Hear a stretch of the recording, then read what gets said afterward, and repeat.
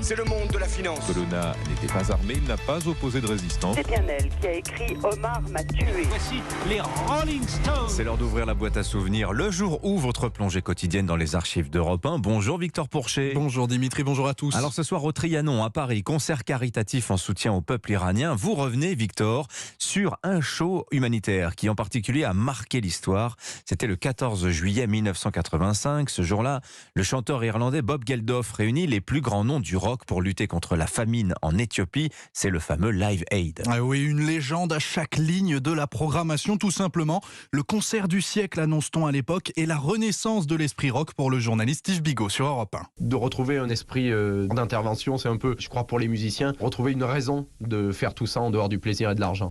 Un double concert à Londres et à Philadelphie, mais surtout un événement planétaire. Rendez-vous compte, plus d'1 milliard de téléspectateurs en France. Bercy le diffuse et accueille les fans, des spectateurs présents pour le concert ou pour la bonne cause. Ça fait 2 rassemblements à la fois, quoi. Autant sur le côté cœur, côté musique. Ça joint l'utile à l'agréable, quoi. Moi, je suis venue pour le concert parce que j'ai bien peur que la plupart des fonds n'aillent pas vraiment pour l'Éthiopie, en fait. Au moins 180 millions d'euros, tous partis pour lutter contre la famine en Afrique, affirmera toujours Bob Geldof. Alors de ce concert, Victor, on retient les chiffres, bien sûr, 180 millions de dollars, énorme, mais surtout des performances musicales légendaires. Ah oui, il y a d'abord cette chanson mythique.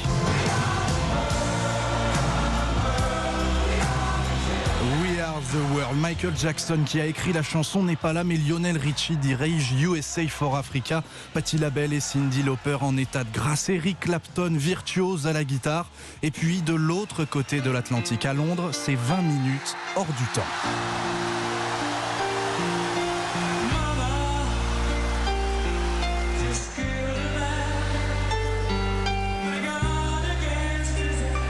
Queen, Freddie Mercury en Marcel Blanc au piano et au sommet, Bohemian Rhapsody, puis ce jeu avec le public culte.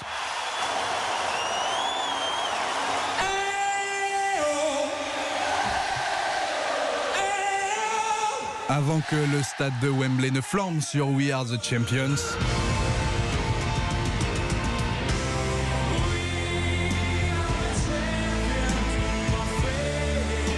Le Live Aid n'a pas tout réglé, mais il a fait rêver. Ah ouais.